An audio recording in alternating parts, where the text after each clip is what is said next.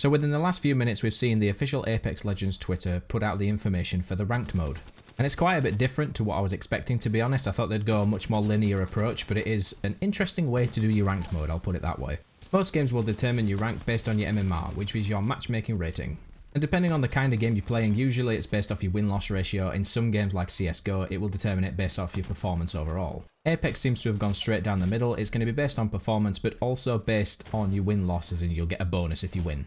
But just before I get into it, these are the badges that you will be getting depending on where you get placed during the seasons.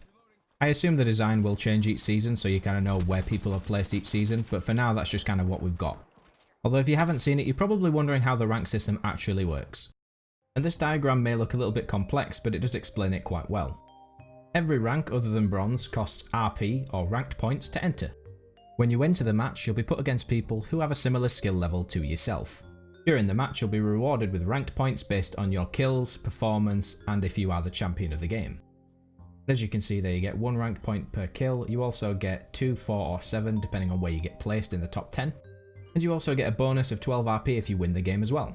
However, bear in mind that the only thing that is capped is your kills. Up to a maximum of 5 kills, you will not get any RP based on your kills above 5. And essentially how this is going to work is once you've played your game, you'll get your RP, that'll go into a little pot. Once you get over 30 RP, you'll be then bronze 3, once you get over 60, you'll be bronze 2, and so on, and then you'll unlock the higher ranks where you have to pay to enter. I've never really played a game with this kind of system, but it does look very interesting and I'm looking forward to see how it plays out. Obviously they've said they may change it in the future to try and make it more streamlined, but for now it seems like quite a solid foundation to work from. But for anyone who usually leaves games when they get downed, I would highly recommend reconsidering your actions. The short version of what it says here is if you start to leave in ranked games, you will then get a leavers penalty and you'll be on a 5-minute timer unable to join a new game. And if you don't listen and you start to leave more games, you'll then get a higher queue timer, so you'll end up sitting there for a couple of hours going, yeah, I don't think this was worth it really. The polar opposite of that is if you've had someone leave your game and it wasn't your fault that they left or they didn't crash or something like that, you will then have your rewards zeroed out, so you won't gain anything but you also won't lose anything. So it's nice to see they are looking out for people whose teammates leave.